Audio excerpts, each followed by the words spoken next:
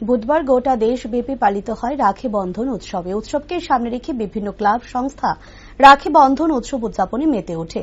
তারই পরিপ্রেক্ষিতে বৃহস্পতিবার নবদিগন্ত সামাজিক ও সাংস্কৃতিক সংস্থার উদ্যোগে রাখি বন্ধন উৎসব পালন করা হয়।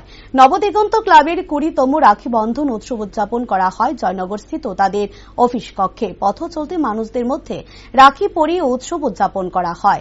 সাংবাদিকদের মুখোমুখি হয়ে ক্লাব সভাপতি গৌতম বুদ্ধ জানায়, প্রতি বছরের মতো এই বছরও রাখি বন্ধন উৎসব পালন করা হয়। সমাজের সকল অংশের মানুষদের রাখি পরিয়ে সমাজের বন্ধন ও ভ্রাতৃত্ববোধের সুদৃঢ় করার জন্য প্রতি বছর এই রাখি বন্ধন উৎসব পালন করা হয়।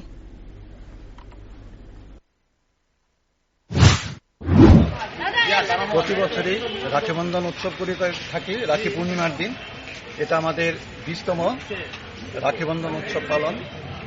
সমাজের সকল অংশের মানুষের মধ্যে আমরা রাখি পরে সামাজিক যে বন্ধন, সবার মধ্যে ভ্রাতৃত্বের যে বন্ধন, সেটাকে সুদৃঢ় করার জন্য আমরা প্রতি বছর এই রাখি উৎসব পালন করে থাকি। আপনার পরিচয়টা?